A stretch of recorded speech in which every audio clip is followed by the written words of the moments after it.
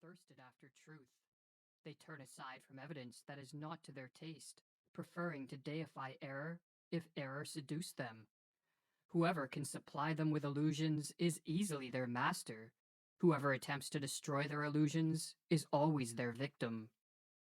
According to the psychologist Carl Jung, the greatest threat to civilization lies not with the forces of nature, nor with any physical disease, but with our inability to deal with the forces of our own psyche. We are our own worst enemies, or as the Latin proverb puts it, man is a wolf to man.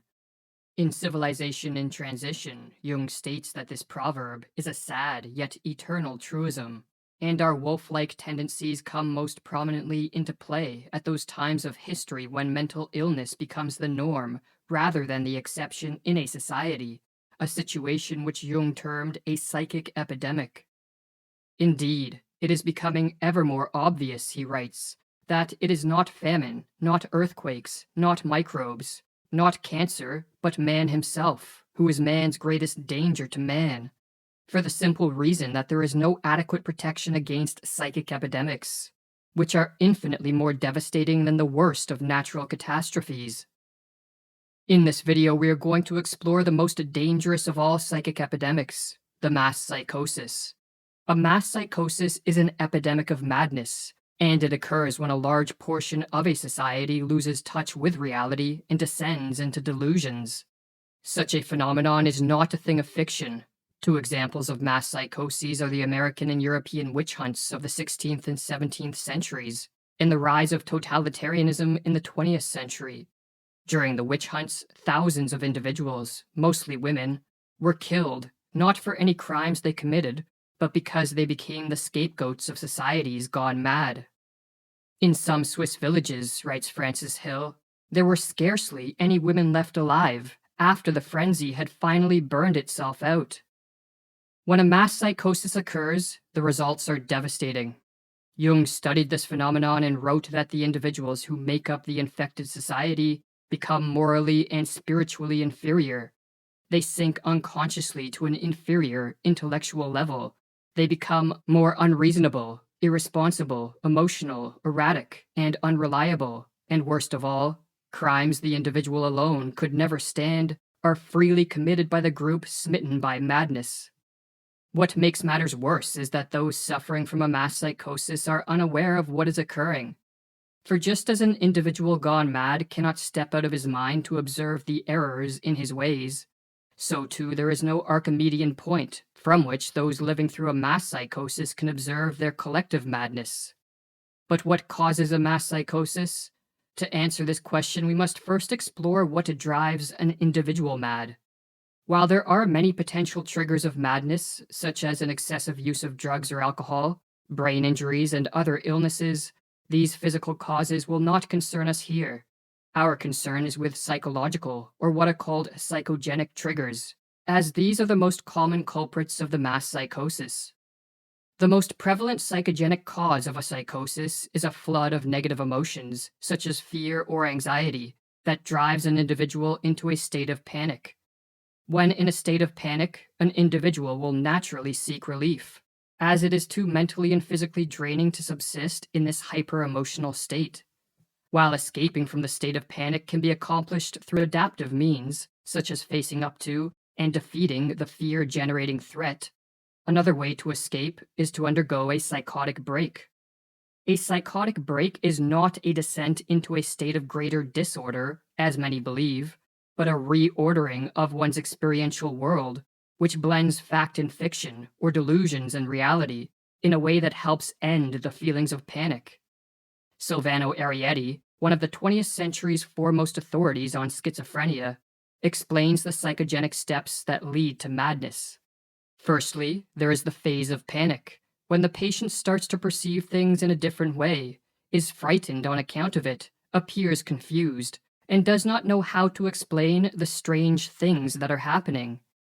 The next step is what Arietti calls a phase of psychotic insight, whereby an individual succeeds in putting things together by devising a pathological way of seeing reality which allows him to explain his abnormal experiences.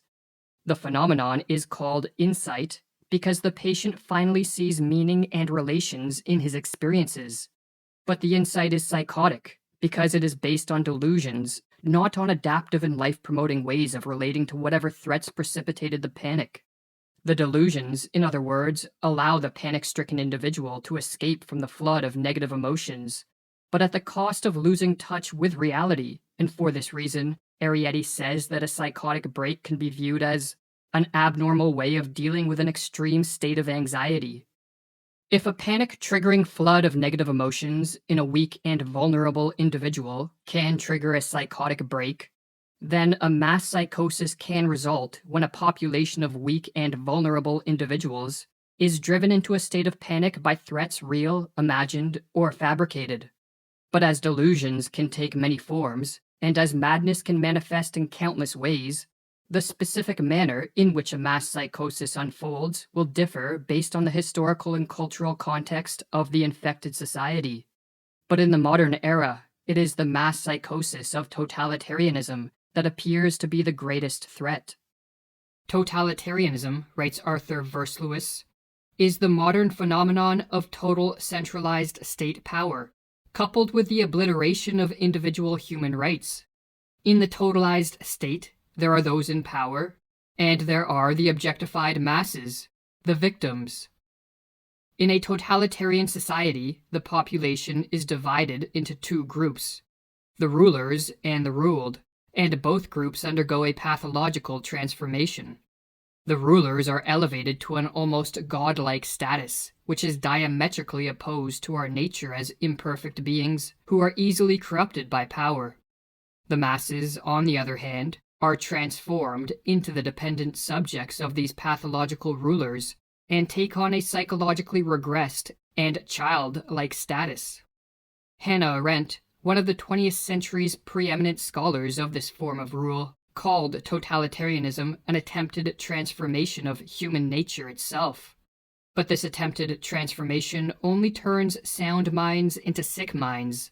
For as the Dutch medical doctor who studied the mental effects of living under totalitarianism wrote, "There is in fact much that is comparable between the strange reactions of the citizens of totalitarianism and their culture as a whole, on the one hand, and the reactions of the sick schizophrenic on the other. The social transformation that unfolds under totalitarianism is built upon and sustained by delusions. For only deluded men and women regress to the childlike status of obedient and submissive subjects, and hand over complete control of their lives to politicians and bureaucrats. Only a deluded ruling class will believe that they possess the knowledge, wisdom, and acumen to completely control society in a top-down manner. And only when under the spell of delusions would anyone believe that a society composed of power-hungry rulers, on the one hand, and a psychologically regressed population, on the other, will lead to anything other than mass suffering and social ruin. But what triggers the psychosis of totalitarianism? As was explored in the previous video of this series, the mass psychosis of totalitarianism begins in a society's ruling class.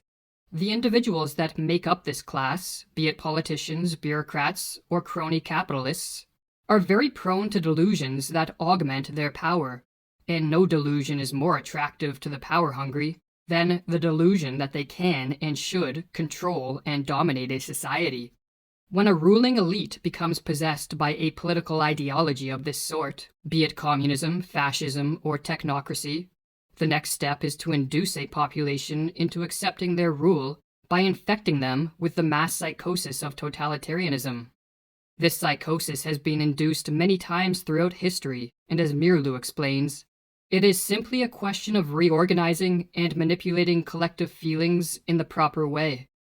The general method by which the members of a ruling elite can accomplish this end is called menticide, with the etymology of this word being a killing of the mind, and as Mirlu further explains, menticide is an old crime against the human mind and spirit, but systematized anew.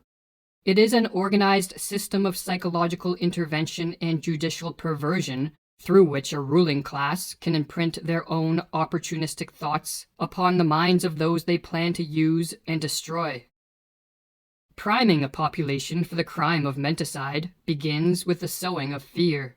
When an individual is flooded with negative emotions, such as fear or anxiety, he or she is very susceptible to a descent into the delusions of madness. Threats, real, imagined, or fabricated, can be used to sow fear, but a particularly effective technique is to use waves of terror. Under this technique, the sowing of fear is staggered with periods of calm. But each of these periods of calm is followed by the manufacturing of an even more intense spell of fear. And on the process goes.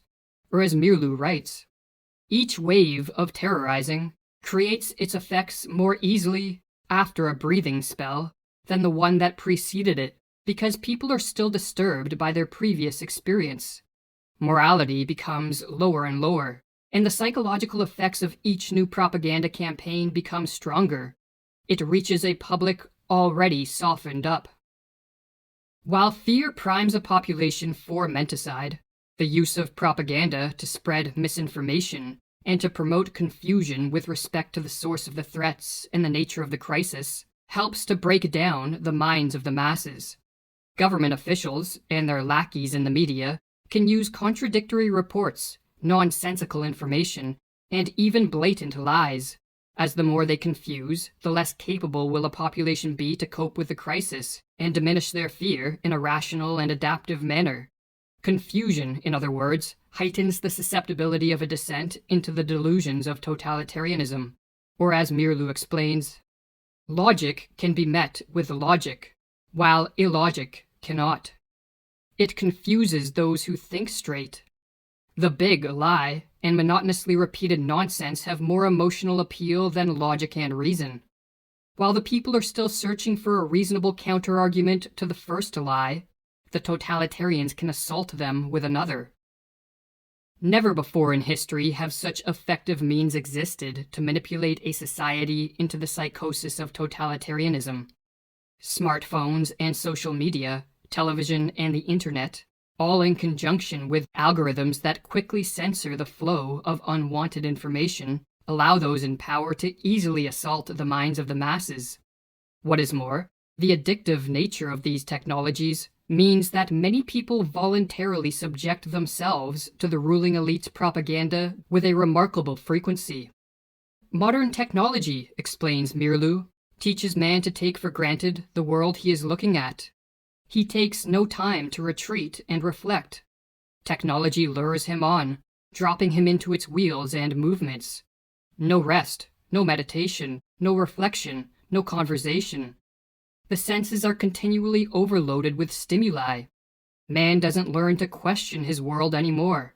The screen offers him answers, ready-made. But there is a further step the would-be totalitarian rulers can take to increase the chance of a totalitarian psychosis, and this is to isolate the victims and to disrupt normal social interactions. When alone and lacking normal interactions with friends, family, and co-workers, an individual becomes far more susceptible to delusions for several reasons. Firstly, they lose contact with the corrective force of the positive example.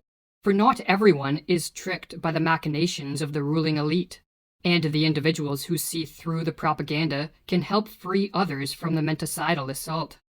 If, however, isolation is enforced, the power of these positive examples greatly diminishes. But another reason that isolation increases the efficacy of menticide is because, like many other species, human beings are more easily conditioned into new patterns of thought and behavior when isolated. Or as Mirlu explains with regards to the physiologist Ivan Pavlov's work on behavioral conditioning, Pavlov made another significant discovery. The conditioned reflex could be developed most easily in a quiet laboratory with a minimum of disturbing stimuli. Every trainer of animals knows this from his own experience. Isolation and the patient repetition of stimuli are required to tame wild animals. The totalitarians have followed this rule. They know that they can condition their political victims most quickly if they are kept in isolation. Alone, confused, and battered by waves of terror, a population under an attack of menticide descends into a hopeless and vulnerable state. The never-ending stream of propaganda turns minds once capable of rational thought into playhouses of irrational forces. And with chaos swirling around them and within them, the masses crave a return to a more ordered world. The would-be totalitarians can now take the decisive step. They can offer a way out and a return to order in a world that seems to be moving rapidly in the opposite direction. But all this comes at a price. The masses must give up their freedom and cede control of all aspects of life to the ruling elite. They must relinquish their capacity to be self-reliant individuals who are responsible for their own lives and become submissive and obedient subjects. The masses, in other words, must descend into the delusions of the totalitarian psychosis. The totalitarian systems of the 20th century represent a kind of collective psychosis. Whether gradually or suddenly, reason and common human decency are no longer possible in such a system. There is only a pervasive atmosphere of terror and a projection of the enemy, imagined to be in our midst. Thus society turns on itself, urged on by the ruling authorities. But the order of a totalitarian world is a pathological order. By enforcing a strict conformity and requiring a blind obedience from the citizenry, totalitarianism rids the world of the spontaneity that produces many of life's joys and the creativity that drives society forward. The total control of this form of rule, no matter under what name it is branded, be it rule by scientists and doctors, politicians and bureaucrats, or a dictator, breeds stagnation, destruction, and death on a mass scale. And so perhaps the most important question facing the world is how can totalitarianism be prevented? And if a society has been induced into the early stages of this mass psychosis, can the effects be reversed? While one can never be sure of the prognosis of a collective madness, there are steps that can be taken to help effectuate a cure. This task, however, necessitates many different approaches from many different people. For just as the menticidal attack is multi-pronged, so too must be the counterattack. According to Carl Jung, for those of us who wish to help return sanity to an insane world, the first step is to bring order to our own minds and to live in a way that provides inspiration for others to follow. It is not for nothing that our age cries out for the Redeemer personality, for the one who can emancipate himself from the grip of the collective psychosis and save at least his own soul, who lights a beacon of hope for others, proclaiming that here is at least one man who has succeeded in extricating himself from the fatal identity with the group psyche. But assuming one is living in a manner free of the grip of the psychosis, there are further steps that can be taken. Information that counters the propaganda should be spread as far and as wide as possible, for the truth is more powerful than the fiction and falsities peddled by the would-be totalitarian rulers, and so their success is in part contingent on their ability to censor the free flow of information. Another tactic is to use humor and ridicule to delegitimize the ruling elite, or as Mirlu explains, we must learn to treat the demagogue and aspirant dictators in our midst with the weapon of ridicule. The demagogue himself is almost incapable of humor of any sort, and if we treat him with humor, he will begin to collapse. A tactic recommended by Václav Havel, a political dissident under Soviet communist rule, who later became president of Czechoslovakia, is the construction of what are called parallel structures. A parallel structure is any form of organization, business, institution, technology, or creative pursuit that exists physically within a totalitarian society, yet morally outside of it. In communist Czechoslovakia, Havel noted that these parallel structures were more effective at combating totalitarianism than political action. Furthermore, when enough parallel structures are created, a second culture, or parallel society, spontaneously forms and functions as an enclave of freedom and sanity within a totalitarian world. Or as Havel explains in his book, The Power of the Powerless. What else are parallel structures than an area where a different life can be lived? A life that is in harmony with its own aims, and which in turn structures itself in harmony with those aims. What else are those initial attempts at social self-organization than the efforts of a certain part of society to rid itself of the self-sustaining aspects of totalitarianism, and thus to extricate itself radically from its involvement in the totalitarian system? But above all else, what is required to prevent a full descent into the madness of totalitarianism is action by as many people as possible. For just as the ruling elite do not sit around passively, but instead take deliberate steps to increase their power, so too an active and concerted effort must be made to move the world back in the direction of freedom. This can be an immense challenge in a world falling prey to the delusions of totalitarianism, but as Thomas Paine noted, tyranny, like hell, is not easily conquered. Yet we have this consolation with us, that the harder the conflict, the more glorious the triumph.